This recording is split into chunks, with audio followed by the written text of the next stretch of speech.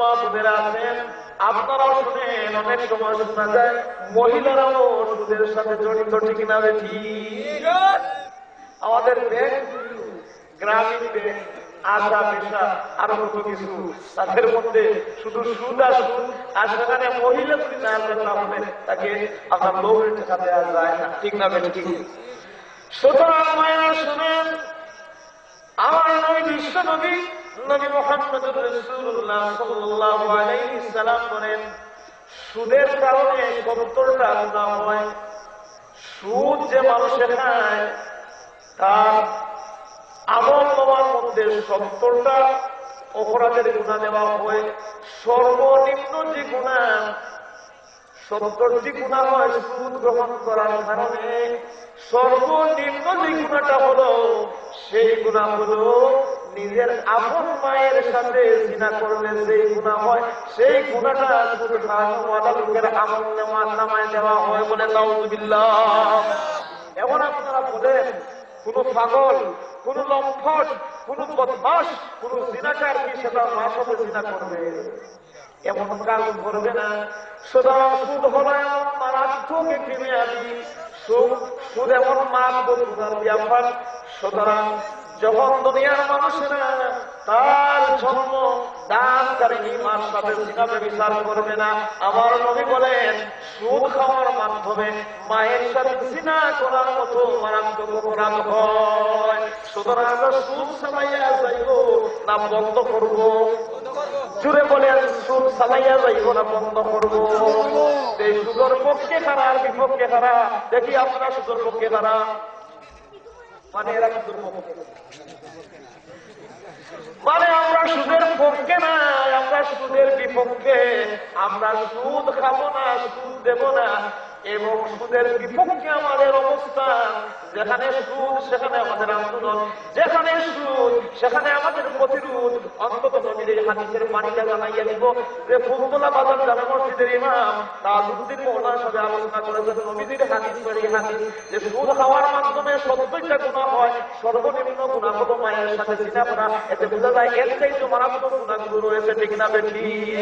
এখন আল্লাহকে সাক্ষী হিসেবে আপনারা দুইটা হাত তুলে যে নিজেরা সুদ খাবেন না, যেই মানুষের সুদ খাবে তাকে না খাওয়ার জন্য আমি বুঝাইবার চেষ্টা করব। দেখি হাতগুলা তুলে আল্লাহকে দেখান।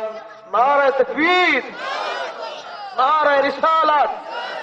আল্লাহ আমার ভাইরা, তারা বলেছে নিজেরা সুদ খাবে না, এবং যারা সুদ খায়, সুদ দেয়, যে সুদ গ্রহণ করে সমান অপরাধী, তাদেরকেও আমরা বুঝানোর মাধ্যমে তাদেরকে সুদ থেকে আমরা দূরে সরাইয়া দিব।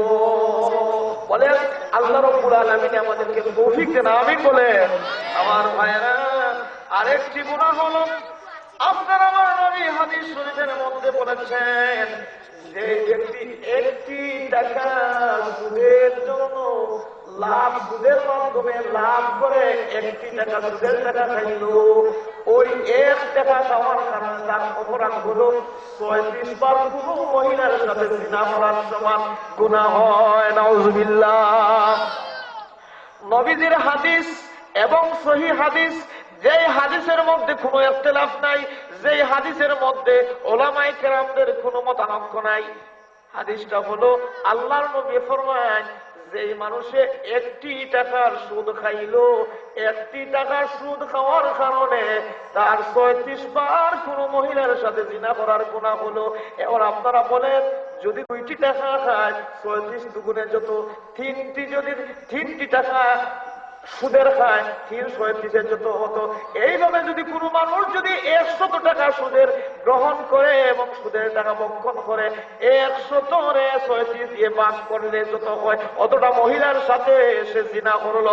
বলেন নাউযুবিল্লাহ।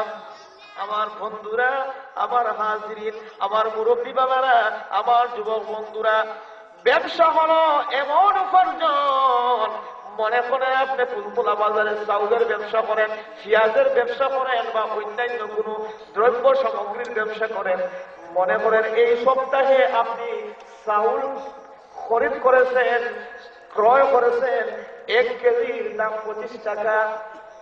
হয়তো আপনি 10 বস্তা চাউল ক্রয় করেছেন, পরবর্তী সপ্তাহে প্রতি কেজির দাম কিনেছেন আপনি 25 টাকা করে, পরবর্তী সপ্তাহে আপনার কেজির দাম হলো 50 টাকা, লাভ কত হলো? ডাবল হলো, ঠিক না বেশি? কিন্তু ওই 25 টাকার চাল যদি আপনি 50 টাকাও বিক্রি করেন আপনার জন্য হালাল। বলেন সুবহানাল্লাহ।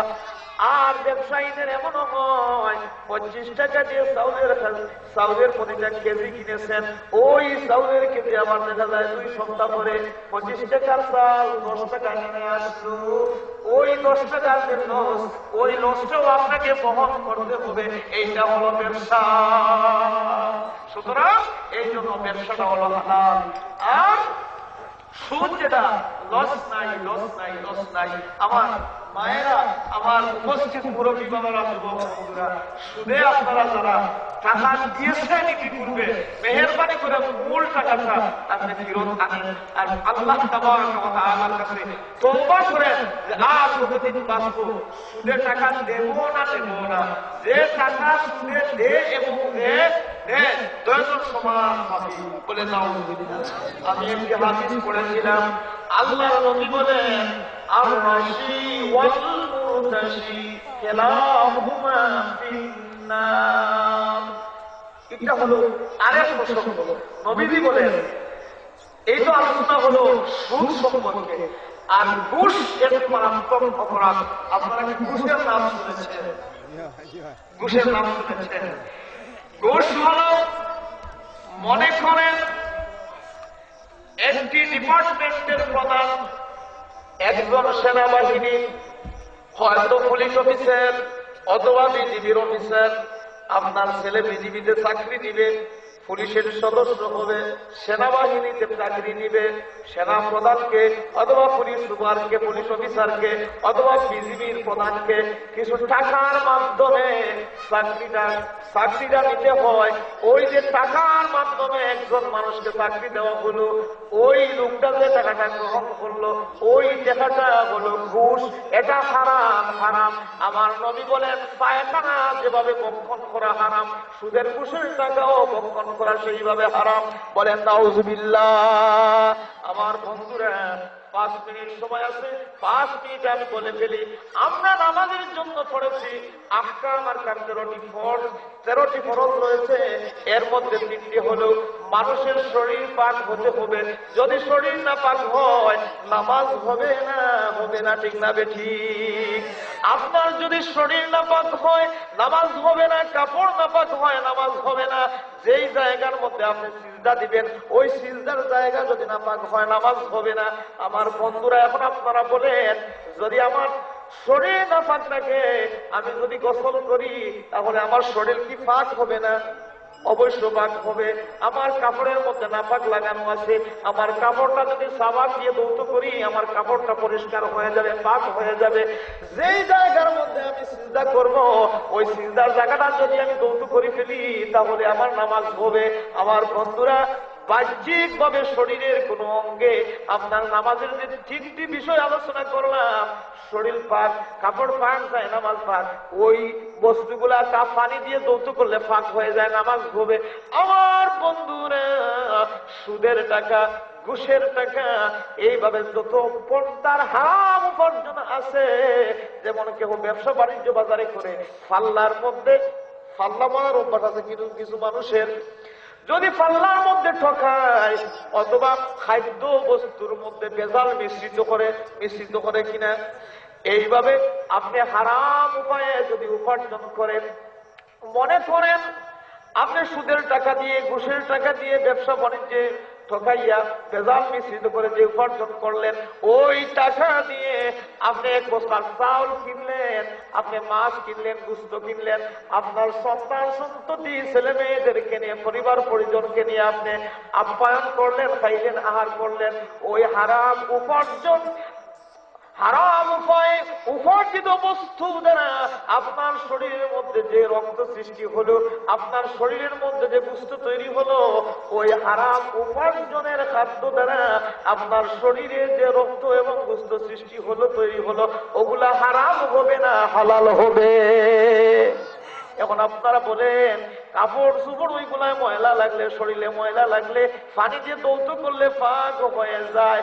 এখন বলেন আপনার শরীরের গুস্ত মাংস যখন, রক্ত যখন নাপাক হয়ে যায়, তখন ওই গুস্ত এবং রক্ত কোন নদীর পানি দিয়ে দৌত করবে? ব্যবস্থা আছে? নাই।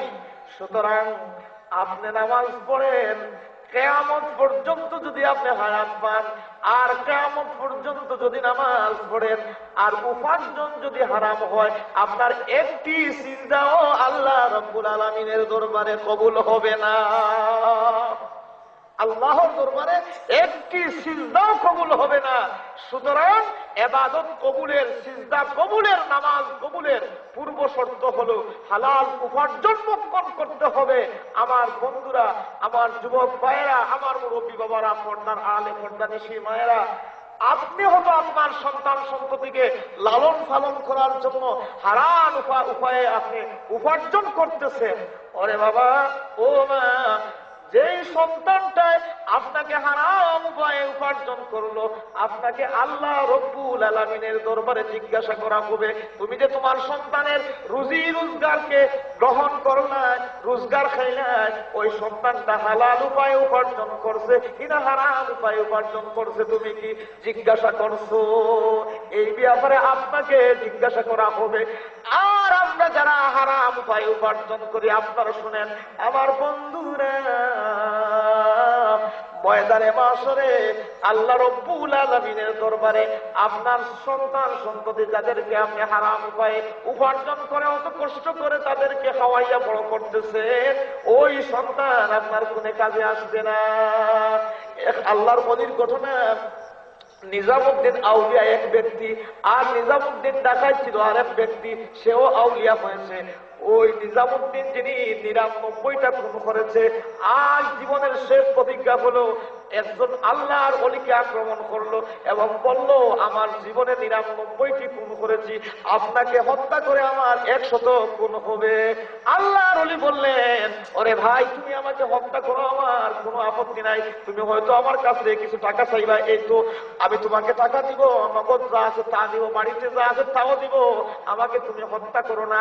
আমি তোমাকে একটি বিষয় বলতে চাই, তুমি কি কোনোদিন তোমার বাবা মা, তোমার সন্তান সন্ততি যাদেরকে উপার্জন করে তুমি খাওয়াইতেছো, তুমি কি তাদেরকে একদিন বলেছো যে ময়দানে মাশরে যেই দিন আটকা পড়বে সেদিন কি তারা কোনো সাহায্য করবে বলে জিজ্ঞাসা করি নাই? তবে তুমি এখন যাও আমার কাছ থেকে, এখন কি তোমার মাকে বলো, তোমার বাবাকে বলো, তোমার স্ত্রীকে বলো, তোমার সন্তান সন্ততিদেরকে বলো যে যেই দিন কবরে নেকির প্রয়োজন হবে, তুমি আমার কলিজার টুকরা সন্তান, আমার স্ত্রী, আমার বাবা মা, তোমরা কি আমাকে নেকি দিয়ে সাহায্য করবে? এই বলে আল্লাহর বান্দা বাড়িতে চলে গেল। বাড়িতে যাওয়ার পরে বললো, মা, ও মা, জনম দুঃখিনী মা, তোমরা সবাই জানো আমি ডাকাত, আমি মানুষকে খুন করে উপার্জন করে তোমাদেরকে আমি রুজি রোজগার করাইয়া খাওয়াইতেছি। আমার মা, ময়দানে মাশরে যেদিন আমি আটকা পড়বো গো মা, তোমার কাছে কি একটি নেকি পাবো? মায়ের পক্ষ থেকে জবাব আসলো, অরে সন্তান, তোমার মতো কুলাঙ্গার সন্তান আমাদের দরকার নেই, আমি তোমাদেরকে জন্ম দিয়েছি, আমরা তোমাদেরকে জন্ম দিয়েছি কি তুমি হারাম উপার্জন আমাদেরকে দেওয়ার জন্য? তোমাকে কোনো নেকি দিয়ে সাহায্য করা যাবে না। তার স্ত্রীর কাছে গেল, যাওয়ার পরে তার জীবন সঙ্গিনীকে বলল, আমার জীবন সঙ্গিনী, তোমরা অবশ্য জানো আমি হারাম উপায় উপার্জন করি, আমার পেশা হলো ডাকাতি, মানুষদেরকে চিন্তাই করে আমি কিছু উপার্জন করি, ওইগুলা দিয়ে তোমাদের ভরণ পোষণ নেই। ময়দানে মাশরে যেদিন আমাকে আল্লাহর আদালতে টাকা হবে, সেদিন কি তোমরা আমাকে সামান্য নেকি দিয়ে সাহায্য করবে? স্ত্রীর পক্ষ থেকে জবাব আসলো, আপনি আমাকে বিয়ে করে এনেছেন, এর দায়িত্ব আমার, আমার ভরণ পোষণ, এই দায়িত্বটা আপনি নিবেন বলেই স্বাক্ষর করে বিবাহ করেছেন।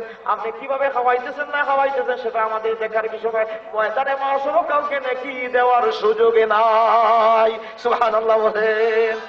আদরের সন্তান সন্ততিদের কাছে গিয়ে বলল, ওরে সন্তানেরা, আমার কলিজার টুকরা ছেলে মেয়ে, তোমরা সবাই জানো আমি তোমাদের বাবা।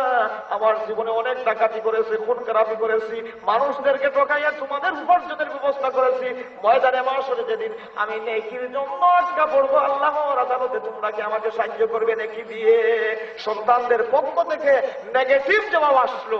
আল্লাহর বান্দা এসে আল্লাহর নবীর সামনে এসে বলল, হুজুর, আমার সারাটা জীবন বরবাদ করে ফেলেছি। আল্লাহর ওলি, জীবনে যা করেছি অপরাধ করেছি, মেহেরবানি করে আমাকে তওবা করান, আর জীবনে আমি ডাকাতি করব না। বলেন সুবহানাল্লাহ। সুতরাং আমার ভাই বন্ধুরা, আপনারা যারা অবৈধ পন্থায় রুজি রোজগার করে নিজের মা বাবা, সন্তান সন্ততি, পরিবার পরিজনদের আহারের ব্যবস্থা করতেছেন, রিজিকের ব্যবস্থা করতেছেন, আপনি এই কথা ভালোভাবে আজকের মাহফিল থেকে সবক নেন, শিক্ষা নেন। ময়দানে মাহশরে আল্লাহর দরবারে আপনি অপরাধী হয়ে যাবে, সাহায্যকারী কাউকে পাবেন না। সুতরাং হারাম উপায়ে উপার্জন করার চেষ্টা করুন। আল্লাহ রব্বুল আলামিন আমাদেরকে আমাদের হালাল উপায়ে রুজি রোজগারের পন্থা ব্যবস্থা তৈরি করে দেন। সবাই বলেন আমিন। ওয়া আখিরু দাওয়ানা আনিল হামদুলিল্লাহি রাব্বিল আলামিন। সাল্লাল্লাহু আলা সাইয়্যিদিনা ওয়া মাওলানা মুহাম্মদ ওয়া আলা আলিহি ওয়া আসহাবিহি সাল্লাল্লাহু আলা সাইয়্যিদিনা ومولانا محمد وعلى آله وأصحابه وسلم. اللهم آمين. ربنا ظلمنا أنفسنا وإن لم تغفر لنا وترحمنا لنكونن من الخاسرين. ربنا لا تزغ قلوبنا بعد إذ هديتنا وهب لنا من لدنك رحمة إنك أنت الوهاب. رب اجعلني مقيم الصلاة ومن ذريتي ربنا وتقبل دعاء. رب ارحمهما كما ربياني صغيرا. আয় আল্লাহ, এতক্ষণ পর্যন্ত মহাগ্রন্থ আল কুরআন থেকে যা আলোচনা করলাম, আল্লাহ তার হাবিবের হাদিস থেকে যা আলোচনা করলাম, আল্লাহ এগুলাকে ইবাদত হিসেবে কবুল ও মঞ্জুর করে নাও। হাদিয়াটুকু সোনার মদিনা তৈবায় সবুজ গম্বুজের নিচে দয়াল নবীর রওজা মুবারকে পৌঁছায়া দাও। আল্লাহ তাআলা, আমরা যারা হাত তুললাম, জানি না মৌলা আমাদের কার জনম দুঃখিনী মা কবরের বাসিন্দা, কার বাবা কবরের বাসিন্দা। আল্লাহ, আমাদের কবরবাসী মাই বাবার কবর গুলোকে জান্নাতের বাগান বানিয়ে দাও। আয় আল্লাহ, আমাদের মধ্যে যত অসুস্থ বিমারি, আল্লাহ আমার বিমারিদের বিমার শিফা করে দাও, মুসিবত জাদাদের মুসিবত দূর করে দাও, অভাবীদের অভাব দূর করে দাও। আয় আল্লাহ, আমার বন্ধু এই গ্রামের কৃতি সন্তান মরহুম মগফুর মাওলানা নূর উদ্দিনের কবরটাকে জান্নাতের বাগান বানিয়ে দাও। আয় আল্লাহ, এতিম দুইটা কন্যা সন্তান, এদের মাথার উপর আল্লাহ আপনার দয়ার আর মায়ার হাতটা সব সময় রেখে নিও আল্লাহ। আয় আল্লাহ, এই মাহফিল কায়েম করতে টাকা পয়সা শ্রম দিন যে সমস্ত যুবকরা অক্লান্ত পরিশ্রম করেছে, আল্লাহ তাদেরকে আলীর মতো মুজাহিদ বানিয়ে দাও। আয় আল্লাহ, এই মাহফিলকে আওয়াজ থেকে আখের পর্যন্ত কবুল মঞ্জুর করে নাও।